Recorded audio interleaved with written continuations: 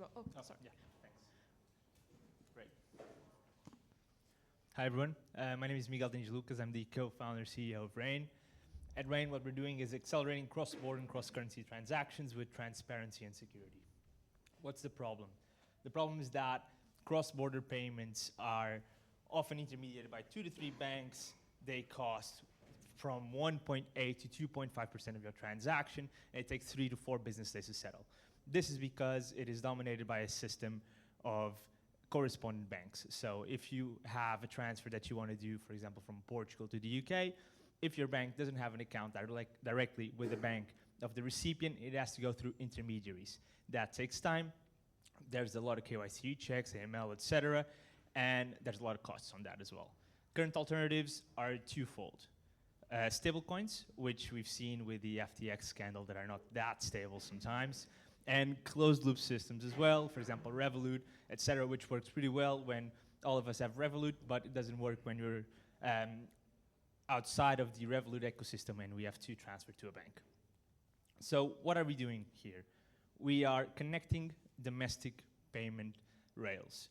There are more than 100 worldwide that are already instant. So national transfers are instant and are safe, but there is no connection between those payment rails. And what we're doing is taking the asset that is the safest asset in that jurisdiction, tokenizing it, and then transferring directly to the financial institution. So for example, if I want to send a transfer, let's say from Portugal to Brazil, the Portuguese bank doesn't need to be directly connected with the Brazilian bank. What it needs to do is connect to our platform, and we hold Brazilian government bonds. And what we do is we tokenize that to the amount of the payment, and we send to the Brazilian bank. Government debt is at a risk, from a risk perspective, a zero risk or risk-free asset in the balance sheet of the bank, and thus can be directly accounted in the assets of the bank, and the bank can then transfer it to the recipient of the payment. We're holding only short-term government bonds. This works from Portugal to Brazil, but effectively worldwide. So for example, if I want to send a transfer from Portugal to the US, what we would have is US government debt, which would be tokenized and then sent to the US bank to then credit the recipient with the payment amount. What we're doing is we are taking the safest asset in that jurisdiction according to the Basel III committee rules, and in fact, then banks can credit the payment.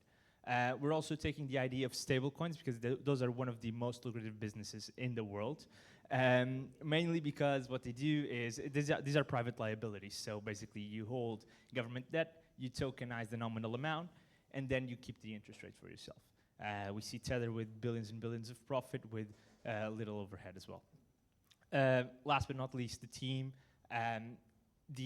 It's me, I'm the co-founder, Guilherme, Gustavo, and Jeffrey.